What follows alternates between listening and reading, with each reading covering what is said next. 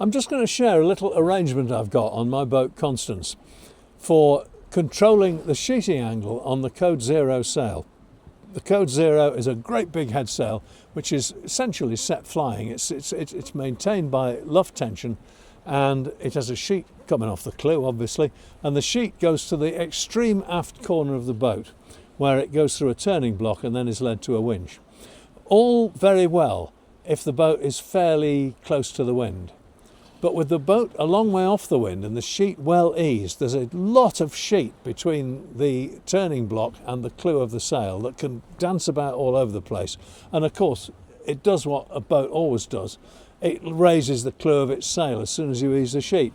So what's happening is the sail is dumping a lot of air out of the top third as the sheet rises.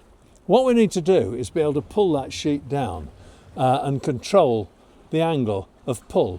And what I've done is used a system that actually I devised for controlling the sheeting angle of the genoa when I reef it. Because when you reef a genoa, generally speaking, you have to move the fair lead forward along the track. Well, it's not very easy to do that on this boat. It's an old boat and it's a bit awkward to do that sort of thing. So I've rigged a system that we used to use on the big gaff cutters for the jib topsails, and it works perfectly. And this is what you do. You have a thing called a lizard, and the lizard has got a slippery ring on one end, just a bullseye really.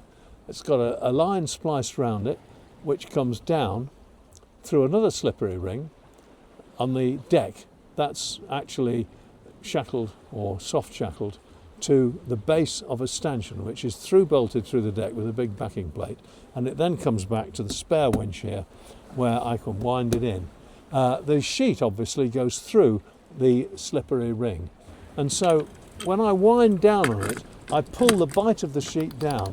That closes the leach at the top of the sail and helps the sail set better.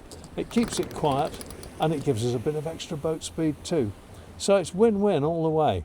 All you need, I've used a bit of Dyneema here that I had kicking around in the cockpit. It's dead easy to splice with a Brummel splice. You can find out how to do that on the internet. Get yourself a couple of these rings and do it, and you'll be amazed at what a pleasure it is to do a proper seaman-like job.